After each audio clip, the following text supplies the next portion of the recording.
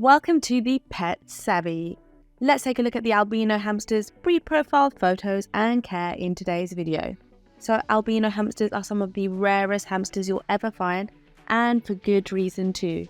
It is said that they are so hard to find that you'll be lucky to get across one in every 5,000 baby hamsters.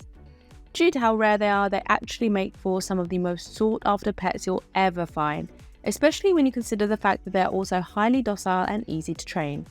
Still, if you decide to opt for an albino hamster, you may want to think better before making your choice because there are more than a few interesting differences between them and the average hamster.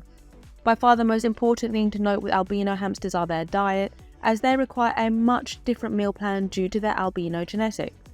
On top of that, albino hamsters are also known for being sensitive to light and for having dry skin, which is why they require extensive care in order to actually live a good and healthy life. There are, however, some advantages to keeping albino hamsters as pets, including the fact that they are a lot easier on the eyes, so if you or your child happen to have a delicate eyesight, you may want to invest into an albino hamster or two. If you want to find out more about this beautiful and unique creature, keep on watching because we've got a lot of information to relay to you right here and now, starting with the origins of the albino hamster. The albino hamster was first discovered way back in the day around the 1950s, but that is not to say that there have never been albino hamsters up until that point. Quite the contrary, actually. An albino hamster is essentially just a hamster that was born without pigmentation. This can happen naturally around once every 5,000 baby hamsters, but they can also be bred with other albino hamsters to produce albino babies. Besides the typical white variety, you can also get yourself a black, brown, grey, tank, red and pink coloured albino hamster. Do keep in mind, however, that while it is a unique type of hamster that you can get from a specialised breeder, it is not an official breed of hamster. But if you do want to get your hands on a rare variety, you can't go wrong with an albino hamster. Due to how sensitive they are to the sunlight, you may want to keep them hidden away most of the time, and when you do take them outside, you can have them wear sunglasses or you can wrap them up in blankets to keep them safe. At the same time though, if you do happen to own an albino hamster, you can't actually sell or trade one across state lines. So you're pretty much stuck with it for the rest of your life, or in most cases, their lives. One advantage that the albino hamster has over any other regular hamster is that it actually tends to live around 2 years longer than their ordinary counterpart.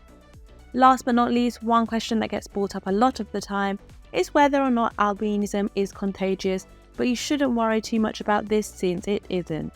If you do happen to own several albino hamsters though, you may want to specifically breed them amongst themselves to make sure that they carry on their genes, because doing so you can end up with one of the rarest hordes of hamsters around. The characteristics of the albino hamster. Albino hamsters are quite hard to come by, and even though they're absolutely stunning to look at, many people pass them up for other varieties due to how much harder they are to take care of. But what many of these people fail to realise is the fact that albino hamsters are some of the most unique pets you could own. Like, for example, did you know that the lack of melanin they have in their bodies actually make it so that they require a lot less light to live? Or the one major downside to that is that they are also very sensitive to the sunlight, so make sure that your albino hamster is not standing directly in the sunlight, otherwise it will pass away pretty quickly. Another pretty big downside to owning albino hamsters is the fact that they can't properly produce vitamin D3, which in turn can easily lead to a lot of health problems.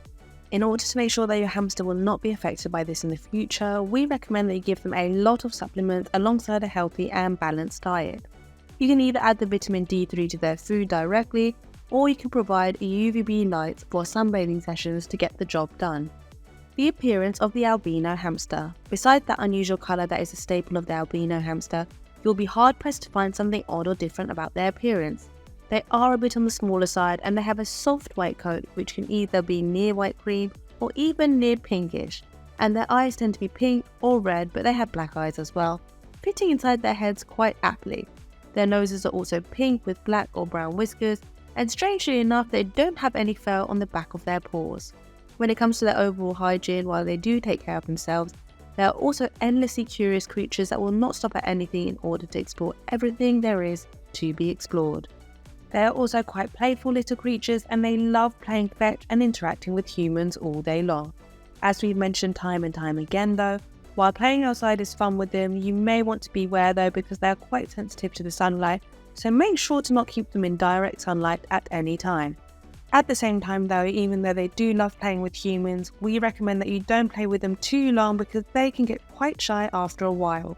So what we recommend you to do is to take them to a spacious enclosed room and you let them roam around all day long. This way they can explore to their heart's content and they also get plenty of exercise and they are a lot less likely to be depressed. As far as their size is concerned, the albino hamster is a bit smaller than your average hamster, with most of them being as small as 3 to 4 inches long. At the same time, they can also get to weigh in at around 1 to 2 ounces each, or 28 to 56 grams each. Last but not least, we would like to mention the fact that albino hamsters do tend to be susceptible to respiratory problems such as pneumonia if left unattended in cold temperatures. Now moving on to the temperament of the albino hamster. Interestingly enough, while there are more than a handful of traits that the albino hamsters have, a specific temperament isn't one of them.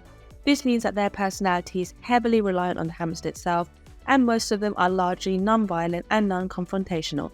In fact, most hamsters out there would much rather run away from you rather than challenge you to a direct 1 versus 1 battle to the death.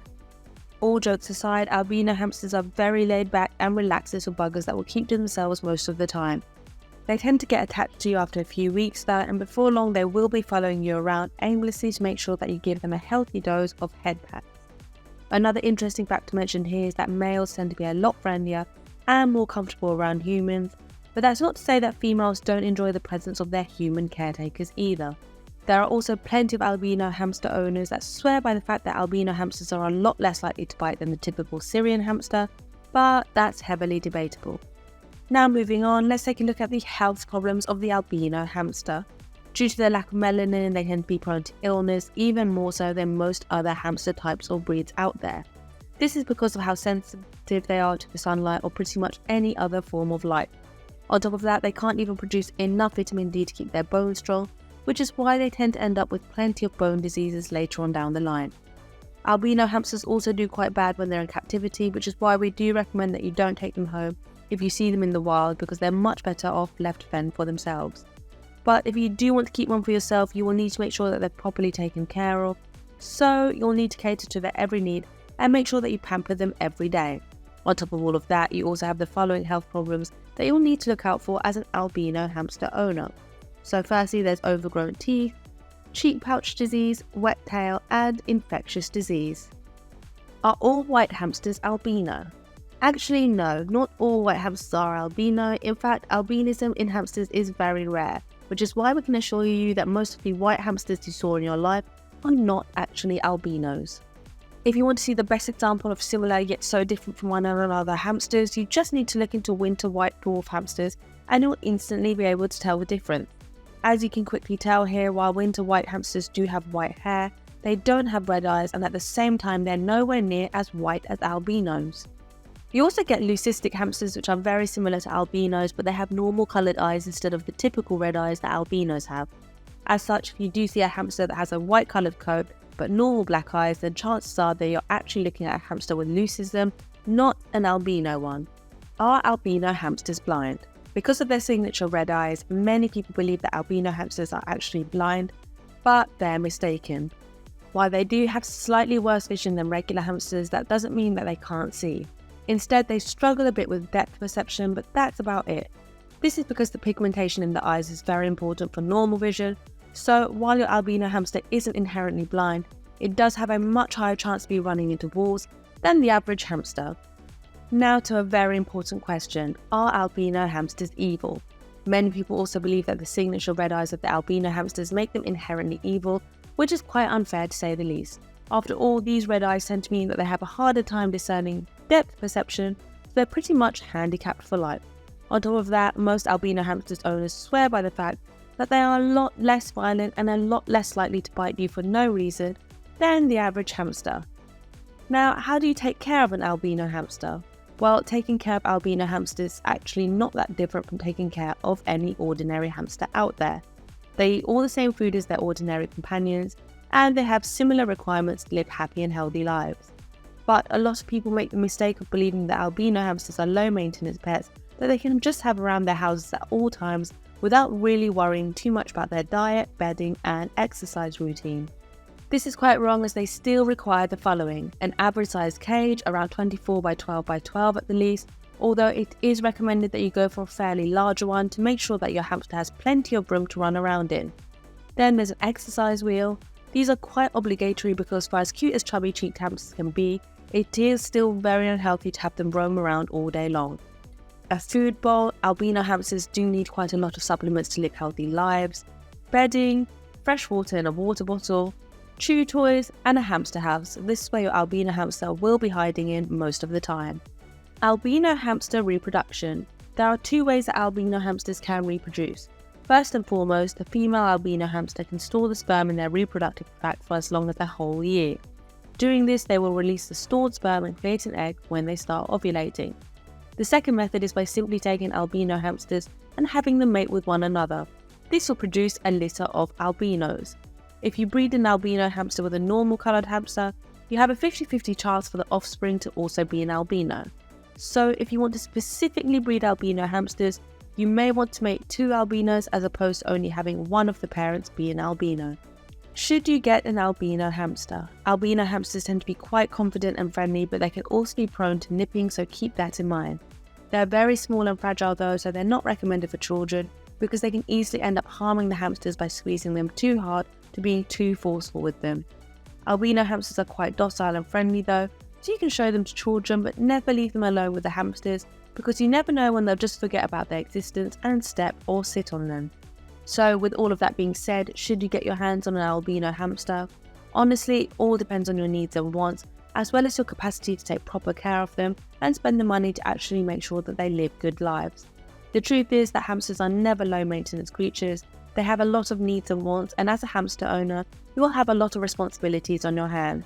So we can't tell you whether you should or shouldn't get yourself an albino hamster, but what we can tell you is that if you do believe that they are the right pets for you, you will never regret your choice in the slightest.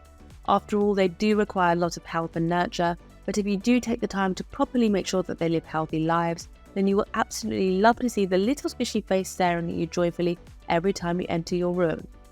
Albino hamsters are quite incredible little buggers, aren't they? They're small, yes, but that only makes them cuter, and the white eyes almost make them seem alien to say the least.